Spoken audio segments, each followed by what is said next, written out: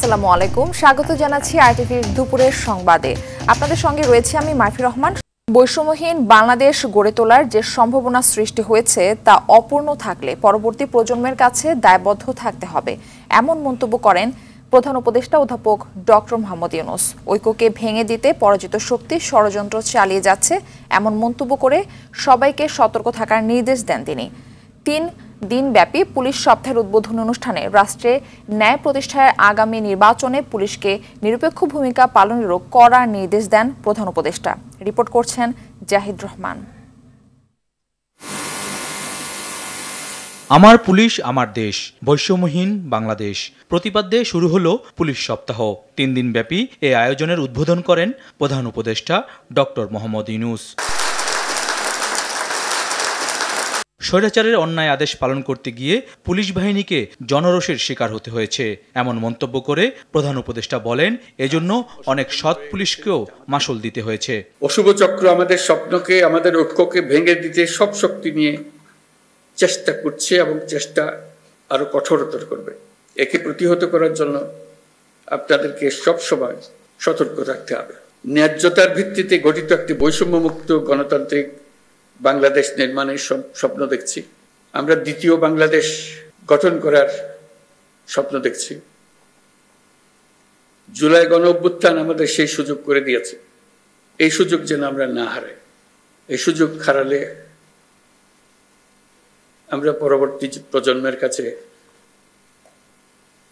চিরজীবনের জন্য দায়ী থাকব। পুলিশ জনগণের বন্ধু, এমন বাস্তবতা প্রতিষ্ঠা করা কঠিন হলেও তা বাস্তবায়নের নির্দেশ দেন প্রধান উপদেষ্টা।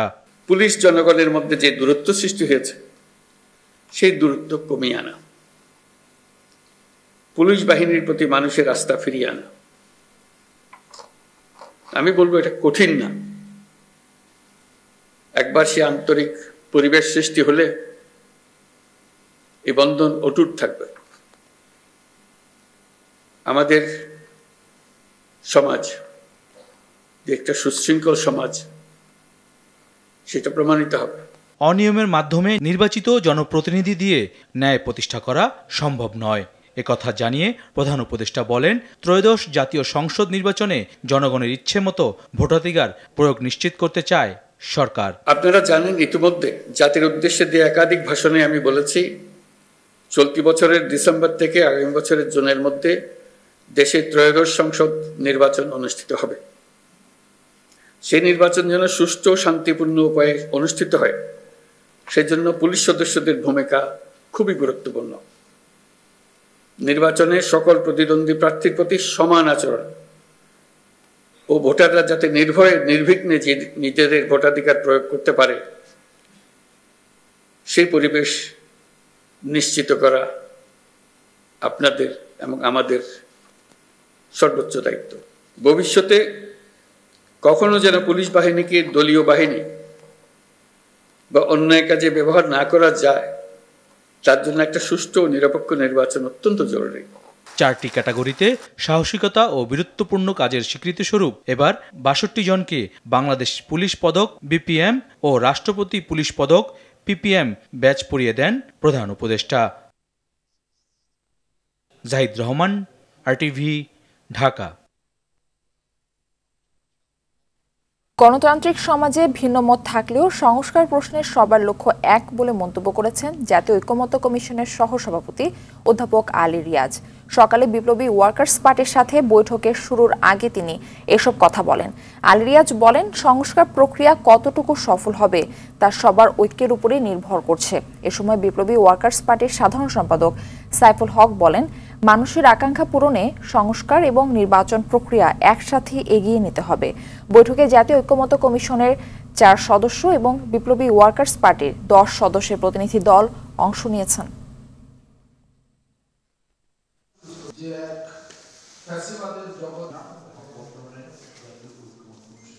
আমরা একটি জাতীয় সনদ তৈরি করতে চাই, সকলে মিলে চাই। একটি গণতান্ত্রিক সমাজ অবশ্যই ভিন্ন ভিন্ন মতের সমাজ।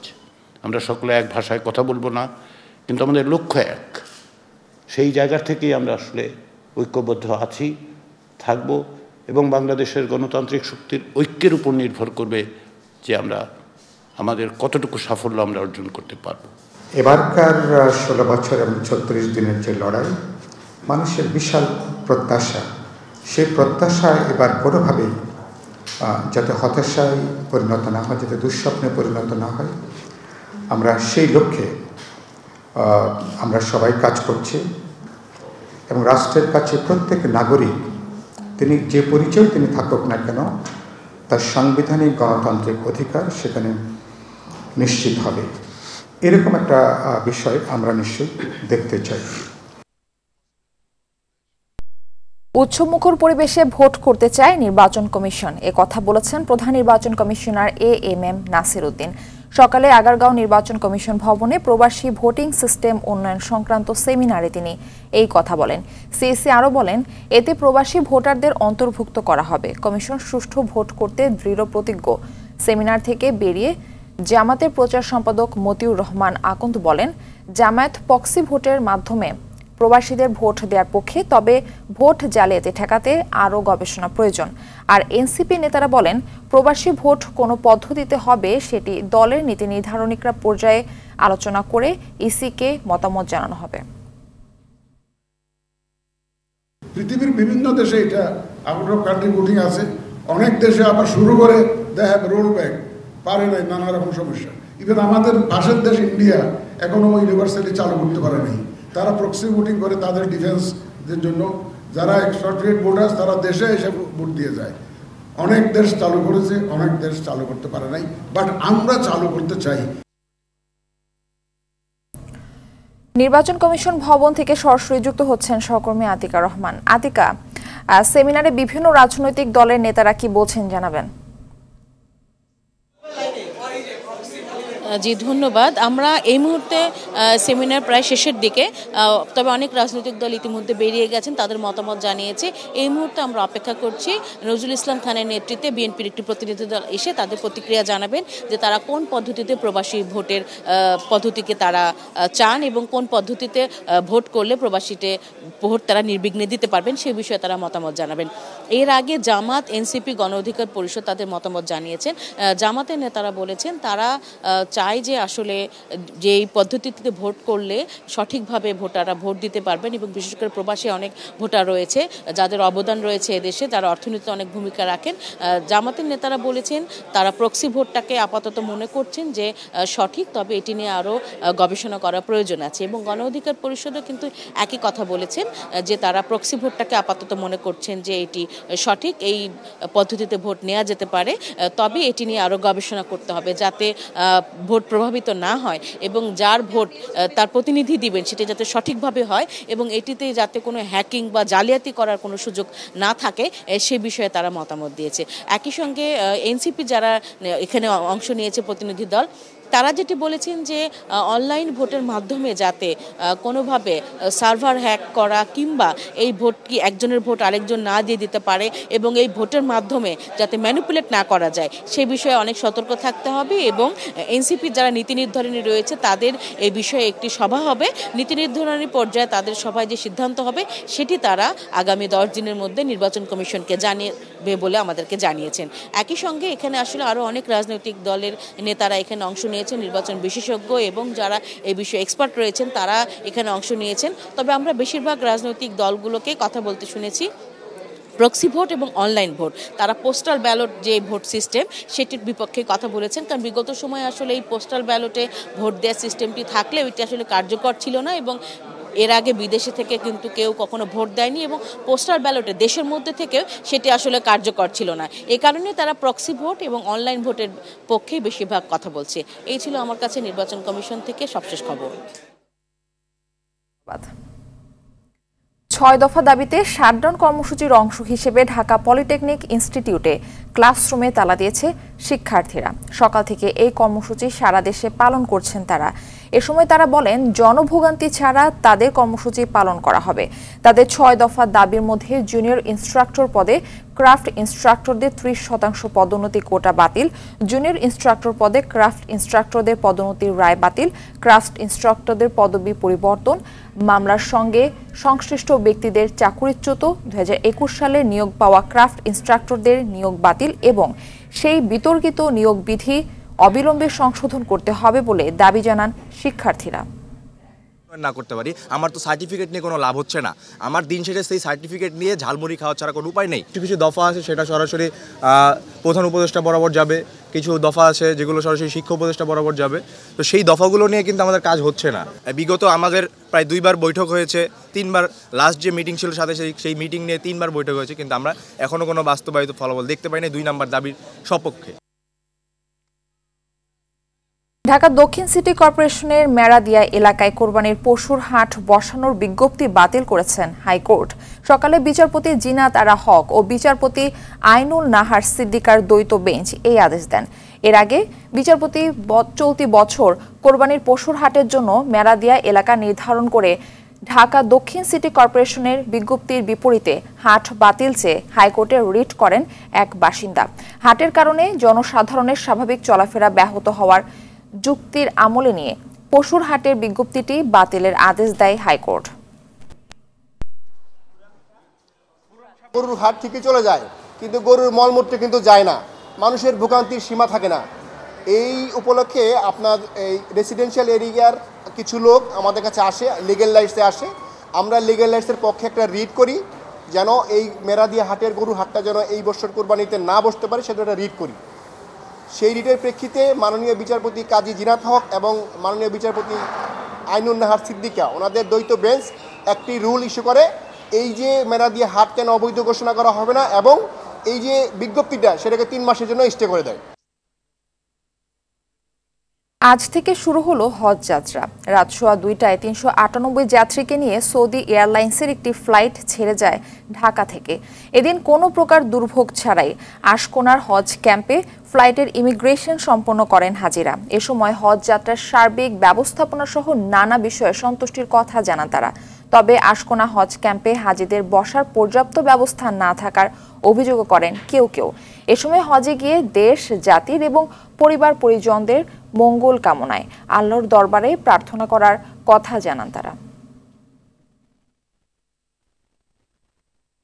ফরজ হুকুম হজ এজেন্সি যারা কাজ করতেছে সহিভাবে হইতেছে এবং ডিসিপ্লিন নিয়ম নীতি সকল বিষয় সুন্দর হইতেছে ইনশাল্লাহ। আল্লাহ তাআলা হজের যারা মেহমান আছে ওনাদের যাওয়াকে সহজ করুক, হজকে কবুল করুক। সম্মানজনকভাবে আমাদেরকে যাবতীয় কার্যকলাপ হাজি ক্যাম্প থেকে আমরা পাইছি। আগে যে একটা পরিবেশ ছিল এটা থেকে এখন স্বাচ্ছন্দ্যবোধ এবং খুবই সুন্দর পরিবেশ। এবছর ব্যবস্থা সুন্দর, কোনো সমস্যা দেখলাম না। মক্কায় হজের প্রস্তুতি সম্পন্ন করেছে সৌদি কর্তৃপক্ষ। চাঁদ দেখা সাপেক্ষে আগামী 4 বা 5 জুন পবিত্র হজ অনুষ্ঠিত হবে। হজ যাত্রীদের বরণ করতে প্রস্তুত মিনা, মুজদালিফা ও আরাফাতের ময়দান। মক্কা নগরীতে নিরাপত্তা সহ আগের চেয়েও উন্নত ব্যবস্থাপনায় এবারের হজ।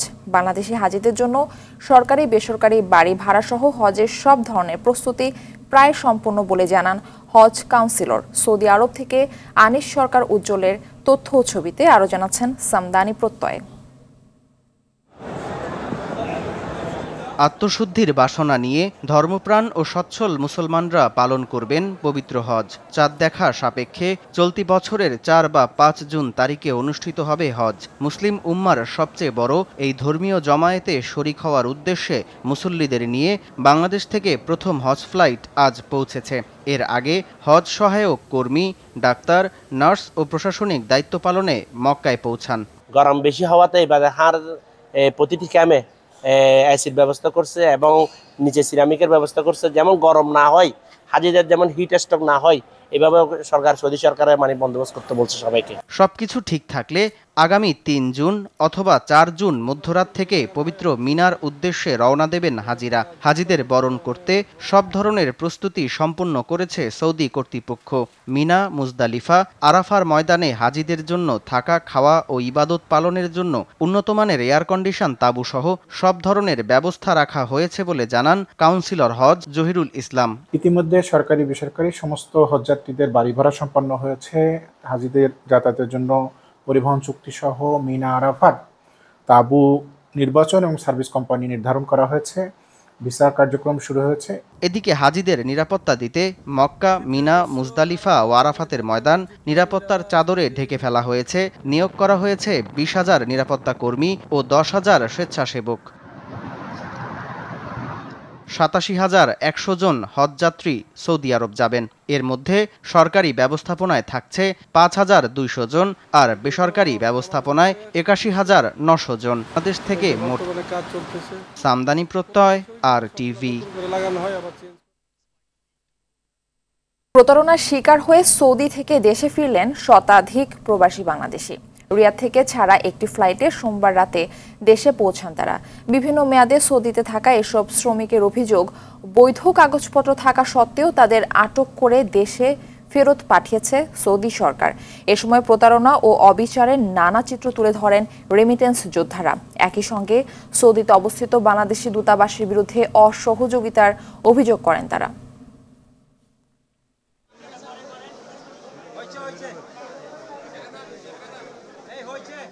হঠাৎ করে কাজে আসছিলাম ভাই, কাজের থেকে আমি বাসায় যাবো, এই টাইমে রাস্তা থেকে পুলিশে ধরতে ভাই। প্রশাসনের লোক বললো যে তুমি থানায় যাইতে হবে। গেলাম, হাতের চাপ দেওয়ার সাথে সাথে ওরা সব ডিলিট করে ক্যান্সেল করে কইলো যে তুমি ক্যান্সেল তোমার সব।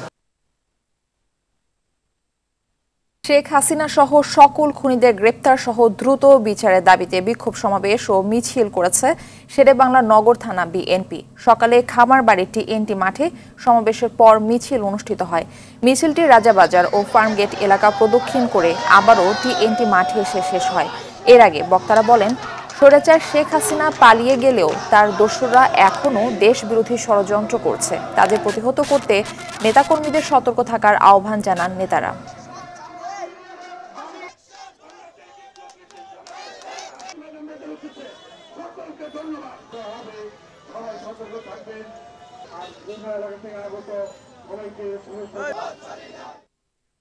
দেশের অর্থনীতির সঠিক চিত্র তুলে ধরার পাশাপাশি সংকট চিহ্নিত করা ও সমাধানে নানা সুপারিশ করেছে শ্বেতপত্র প্রণয়ন কমিটি।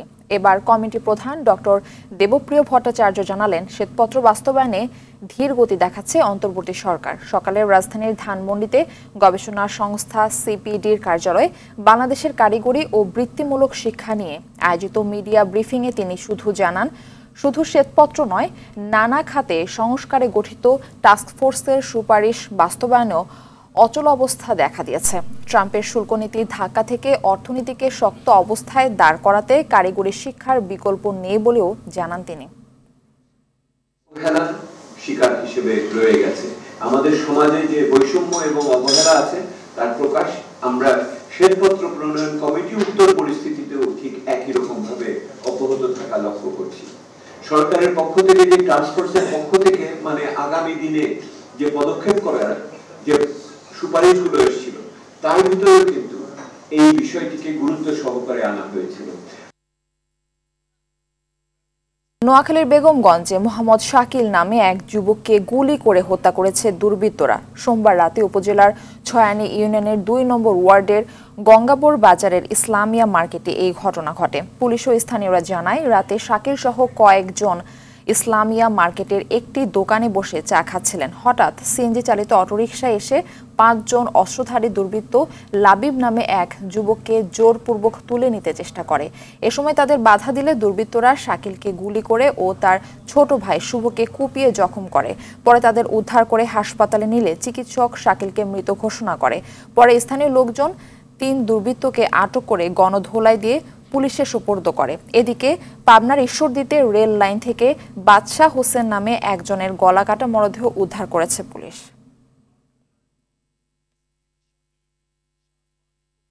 আজ ভয়াল ২৯ এপ্রিল। ১৯৯১ সালের এই দিনে স্মরণকালের ভয়াবহ ঘূর্ণিঝড় ও জলোচ্ছ্বাস চট্টগ্রাম ও কক্সবাজারের দ্বীপাঞ্চল সহ উপকূলীয় এলাকায় ধ্বংসযজ্ঞ চালায়। রাতের অন্ধকারে লণ্ডভণ্ড হয়ে যায় উপকূলীয় এলাকা, জলোচ্ছ্বাসে তলিয়ে যায় অনেক এলাকা।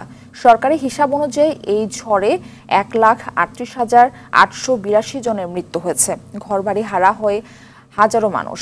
জলোচ্ছ্বাসে ভেসে গিয়েছিল ফসলের ক্ষেত, লাখ লাখ গবাদি পশু। সবচেয়ে বেশি ক্ষতিগ্রস্ত হয় ভোলা, হাতিয়া, চট্টগ্রামের সন্দ্বীপ, আনোয়ারা, বাঁশখালী, কক্সবাজারের চকরিয়া, মহেশখালী ও কুতুবদিয়া। ২৮ বছর পেরিয়ে গেলেও সেসব উপকূলীয় এলাকা এখনও অরক্ষিত। কিলোমিটারের পর কিলোমিটার ভেঙে গেছে বেড়িবাঁধ। ২৯ এপ্রিলের সেই ধ্বংসযজ্ঞের ক্ষত উপকূলবাসী এখনও বয়ে বেড়াচ্ছে। প্রতি বছর উপকূলের ঘরে ঘরে মিলাদ মাহফিল, দোয়া সহ নানা আয়োজনে দিনটি পালন করা হয়। দুপুরের সংবাদ এ পর্যন্তই। জেলা সংবাদ বিকেল 4:45টায় দেখার আমন্ত্রণ রইল। ধন্যবাদ সবাইকে।